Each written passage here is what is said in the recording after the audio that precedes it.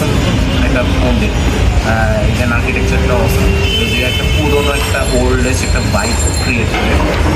এবং যদি আপনারা এই মন্দিরে আসতে চান তাহলে আপনাদের বেসিক্যালি প্রথমে নিউ মার্কেট মোড়ে আসতে হবে। সেই নিউ মার্কেট মোড় থেকে আমাদের ডান দিকে একটা রিক্সা বা হেঁটেও আসা যায়, হেঁটে জাস্ট 2 মিনিটের পর সদরঘাট কালী মন্দির বলে যে কেউ দেখাই দেবে।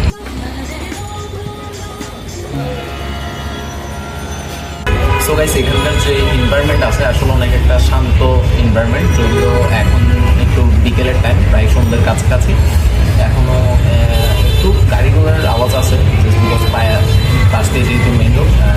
অ্যাটলিস্ট যে মোড় আছে মোড়ের তুলনায় এই জায়গার একটা শান্ত পরিবেশ এবং একটা ঠান্ডা শীতল পরিবেশ রয়েছে। যদি আসলে মায়ের কাছে আসলে অবশ্যই মনটা ঠান্ডা হয়ে যায়, শীতল হয়ে যায়। আপনাদের কারো যদি মন খারাপ হয় জাস্ট একবার মায়ের শরণাপন্ন হলেন।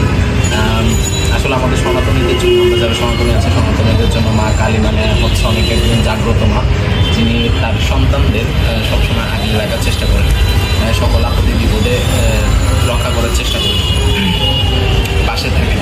সো গাইস, এখন আজকের